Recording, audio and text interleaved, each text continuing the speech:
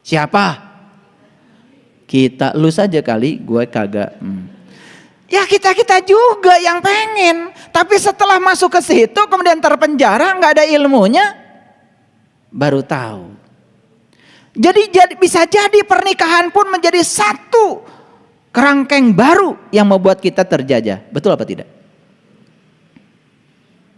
Makanya bagus ya kalau sebelum nikah itu belajar dulu ilmunya supaya tidak saling menjajah. Karena begitu masuk ke situ penjajahan terjadi. Lalu kebebasan menjadi tidak ada lagi. Nah pertanyaannya, untuk apa sih kebebasan? Kebebasan itulah yang akan membawa kita kepada tanggung jawab. Pertanyaannya apa tanggung jawab? Apakah tanggung jawab itu kewajiban? Tanggung jawab tidak sama dengan kewajiban. Ayo lihat saya semuanya. Kenapa kalian sholat? Saya bertanya semua orang yang sholat, jawabannya sama. Apa? Karena sholat adalah kewajiban. Oh, perintah Allah. Yuk kita lihat wajib itu apa definisinya. Wajib itu apa definisinya? Dilaksanakan dapat pahala. Kalau tidak dilaksanakan dapat siksa. Gitu? Jadi Allah saja disifati seperti sifatmu. Gak sopan tuh manusia. Kan yang punya sifat begitu kan kamu. Kalau orang baik sama kamu, kamu baik sama orang. Kalau orang tidak baik sama kamu, kamu dendam sama orang. Yang punya sifat itu kan elu. Mau punya Allah begitu? Mau punya Tuhan begitu? Kalau kita baik pada dia, ngasih pahala. Kalau kita nggak baik sama dia, dia ngasih siksa.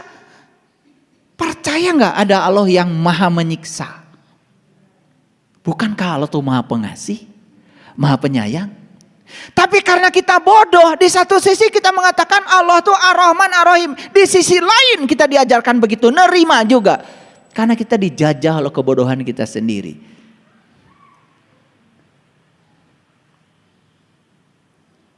Saya tanya lagi kalau begitu sekarang, semoga berubah jawabannya. Jadi kenapa Anda sholat?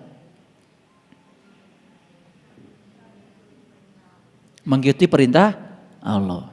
Dirubah aja dari tadi. Ya dirubah dari tadi sedikit. Tadi wajib, sekarang mengikuti perintah Allah. Itu juga jawabannya. Jarang saya mendapatkan jawaban kenapa Anda sholat? Karena saya mencintai Allah. Kenapa Anda sholat? Karena saya butuh sholat. Kenapa Anda butuh? Karena saya merasakan kenikmatan sholat. Pertanyaan berikutnya, benarkah Anda sudah merasakan nikmatnya sholat?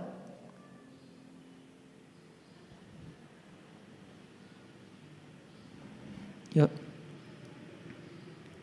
Biasa ngomel gak ngomel? Gak enak. Biasa bangun pagi, bangun siang? Gak enak. Biasa sholat kemudian tiba-tiba gak sholat? Gak enak. Kenapa Anda sholat? Karena biasa sholat. Makanya ketika sholat buru-buru. Karena sepanjang sholat tidak merasakan nikmatnya sholat. Baru nikmatnya sholat setelah sholat. Begitu selesai sholat, alhamdulillah udah sholat. Ini bukankah penjajahan? Ini penjajahan. Kita dijajah oleh kebodohan kita sendiri. Pertanyaan berikutnya, apa tidak ingin gitu sholat itu karena kemerdekaan kita sendiri? Sholat itu karena saya merasakan nikmatnya sholat. Sholat itu karena saya cinta kepada Allah. Allah saya cinta pada saya, masa saya gak cinta sama Allah? Naik sedikit jawabannya, merdeka. Jadi kalau kita melakukan ibadah cuman karena pengen surga takut neraka, kita itu sudah menindas diri kita sendiri.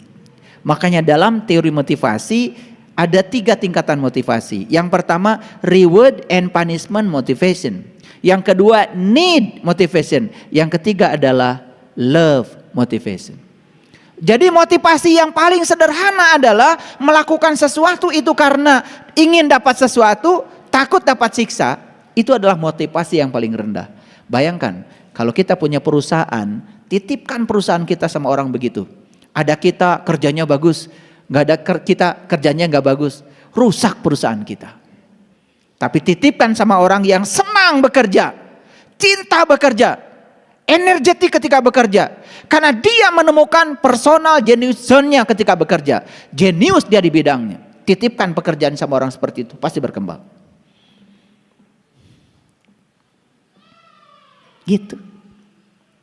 Jadi pertanyaan berikutnya dari saya.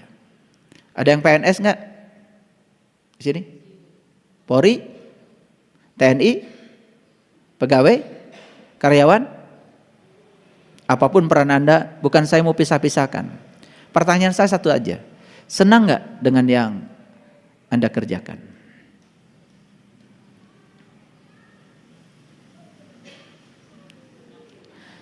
Begitu menghadapi hari Senin, Senin. Jadi bekerja dari Senin, Selasa, Rabu, Kamis, Jumat, dan perlu waktu Sabtu Minggu buat berlibur, dia sedang dijajah oleh dirinya sendiri. Orang kayak gini, kerja dimanapun tidak akan berkembang. Jadi seakan-akan Senin, Selasa, Rabu, Kamis, Jumat itu adalah saat dimana tidak bahagia dan perlu 2 hari untuk bahagia. Katanya berlibur. Saya tiap hari libur. Makanya susah cari saya. Karena tiap hari libur. Saya ngajar senang. Saya ngajar fisika, yang hobi saya fisika, senang. Saya ketemu mahasiswa, senang. Saya bekerja tidak cari uang. Karena uang tuh gak perlu dicari. Saya bekerja menjadi pelayan Allah. Bismillahirrahmanirrahim. Atas nama Allah yang Maha Pengasih dan Maha Penyayang. Saya bekerja karena saya sedang menjadi kepanjangan tangan Allah. Menyampaikan cinta kasih Allah lewat peran saya. Uang gak usah dipikirin. Tiap tanggal 1 selalu ada. Ngapain dipikirin? Disitulah akan muncul namanya wa yarzuqu min haitsu la yahtasib. Rezeki dari arah yang kita tidak pernah menyangkanya. Paham? Oke. Senang gak jadi ibu rumah tangga? Senang masak? Senang nyapu? Senang nyuci? Senang? Kadang-kadang. Berarti ditindas ini oleh diri sendiri, nggak merdeka. Yang senang itu senang itu sambil nyanyi, ya nyanyi senang. Nah, saya kasih tahu, apapun yang kita kerjakan, kalau senang berarti kita sudah merdeka. Kalau tidak senang berarti tidak merdeka. Cari pekerjaan yang menyenangkan. Saya selalu ngasih tahu sama mahasiswa saya, kalau Anda tidak suka fisika, jangan belajar fisika. Saya lihat mahasiswa ya, kalau dikasih PR, semuanya berubah wajahnya itu. Menakutkan. Berarti dia tidak senang. Harusnya begitu dikasih PR, langsung nyalamin saya. Terima kasih Bapak, banyakin lagi PR-nya. Harus kan begitu.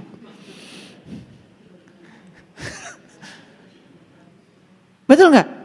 Duh, subhanallah. Sebetulnya penjajahan-penjajahan yang semacam ini dalam kehidupan kita masih banyak. Terutama kita dijajah oleh keinginan-keinginan kita. Betul? Yes. Lanjut. Apa tanggung jawab itu? Perhatikan saya. Jadi sebetulnya tanggung jawab itu adalah kemampuan untuk bereaksi terhadap segala situasi. Ulangi. Tanggung jawab itu adalah kemampuan untuk bereaksi terhadap segala situasi. Itu namanya tanggung jawab. Tanggung jawab bukan kewajiban. Nah, kenapa kita perlu bebas, perlu merdeka? Karena reaksi kita terhadap situasi itu menentukan. Nah, orang yang belum merdeka, reaksinya selalu buruk terhadap situasi. Orang yang sudah merdeka, reaksinya selalu positif terhadap segala situasi, apapun situasinya. Yuk, sekarang saya tes. Pernah ke pasar? Oke. Lagi hari-hari begini?